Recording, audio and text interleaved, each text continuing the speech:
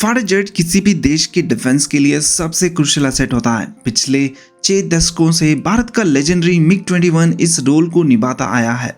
Combat mission उड़ता, नया pilots को ट्रेन करता और इंडियन स्काईज का एक पहचान बन गया है।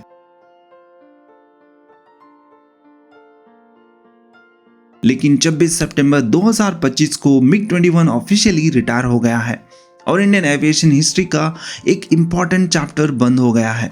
अपनी स्पीड और एजिलिटी के लिए फेमस लेकिन सेफ्टी रिकॉर्ड के लिए नटोरियस, इस एयरक्राफ्ट की ग्रिम निकनेम मिली फ्लाइंग कॉफिन और विडोमेकर।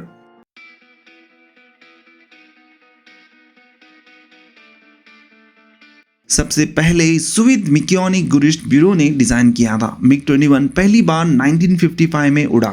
1959 से लेके 1980 तक 11,000 से ज़्यादा यूनिट्स बनाए गए और ये फाइटर जेट 60 देशों के एयरफोर्स में सर्व किया गया है।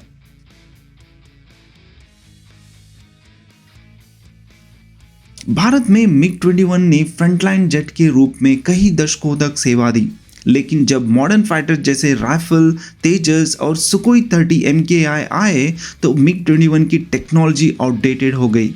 अब ये मॉडर्न वॉरफेयर की डिमांड्स को पूरा नहीं कर सकता। फिर भी रिटायरमेंट इसका अंत नहीं है। स्क्रैप पैड बेचने की जगह भारत इन्हें दे रहा है एक नई जिंदगी, उन्हें कन्वर्ट करके UAE टारगेट ड्रोन्स बनाने के लिए।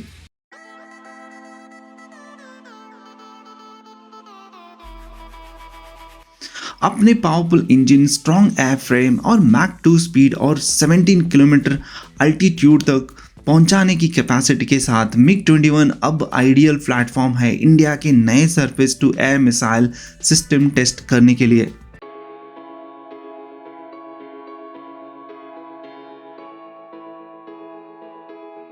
इन सिस्टम में शामिल है 50 किलोमीटर रेंज SAM, जो एक्टिव रडार सीकर के साथ क्रूज मिसाइल और लो ऑब्जर्वेबल टारगेट को इंटरसेप्ट कर चुका है।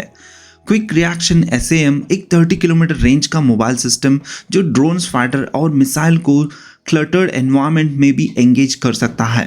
और एक्सटेंडेड रेंज SAM जो 350 किलोमीटर तक भी रेंज के लिए डेवलप हो रहा है। AWACS बैलिस्टिक मिसाइल और हाइपरसोनिक थ्रेट को 2028 तक काउंटर करने के लिए बनाया है।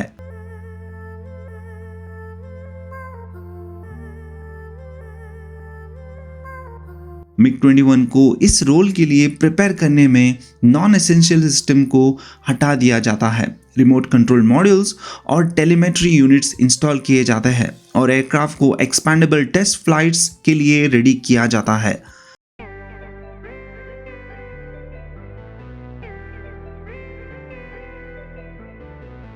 कॉस्ट भी बहुत इफेक्टिव है।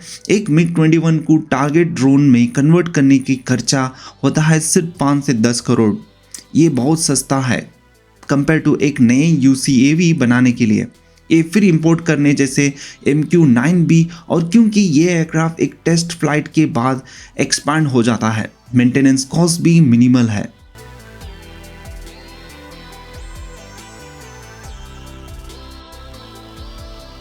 इस इनोवेटिव अप्रोच के साथ मिग 21 रिटायरमेंट के बाद भी भारत का सेवा करता रहेगा, इंडिया का एयर डिफेंस सिस्टम को और स्ट्रॉन्ग बनाते हुए। फ्लाइंग कॉफिन अब जंग नहीं लड़ेगा, लेकिन टारगेट ड्रोन्स बनकर इंडिया का आसमान को सुरक्षित रखेगा और एक 60 साल पुरानी लेगेसी को आगे ले जाएगा।